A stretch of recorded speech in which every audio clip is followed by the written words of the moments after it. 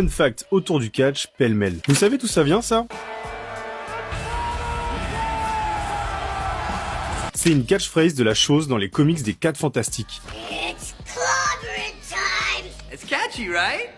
Et Punk a d'ailleurs été co-scénariste du comics Shang-Chi dans la collection Marvelverse, du 2e tome de Mighty Thor ainsi que le tome 5 de Avengers Now, les Contes du Tonnerre. Les Catcheurs du Rock était un dessin animé dans les années 80 à l'effigie de Hulk Hogan. On y voyait les faces de la WWF affronter les Heels dans des péripéties de la vie quotidienne. Vous pouvez trouver quelques épisodes en VO sur YouTube, faites pas ça. Chris Jericho est un passionné d'horreur, il a notamment appelé son premier enfant Ash comme le personnage principal de Evil Dead, s'est fait tatouer sur le biceps le masque de Jason de Vendredi 13 et est apparu dans Terrifier 2 et 3 de Damian Leone. À la fin des années 80, début 90, The Undertaker n'était pas encore le personnage qu'on connaît. Il catchait à la WCW sous le nom de Mean Mark Calous et a même combattu à la New Japan en tant que Punisher Dice Morgan. Lino Ventura avant de devenir un des plus grands acteurs de tous les temps et après avoir déserté l'armée de Mussolini pendant la Seconde Guerre mondiale est devenu catcheur professionnel à Paris sous le nom de Lino Borini, la fusée italienne. Et il est même devenu champion d'Europe. Mais après une grave blessure à la jambe pendant un combat contre Henry Kogan, il devient alors promoteur. Pour finir, une petite qui m'a bien fait marrer. Jinder Mahal a été champion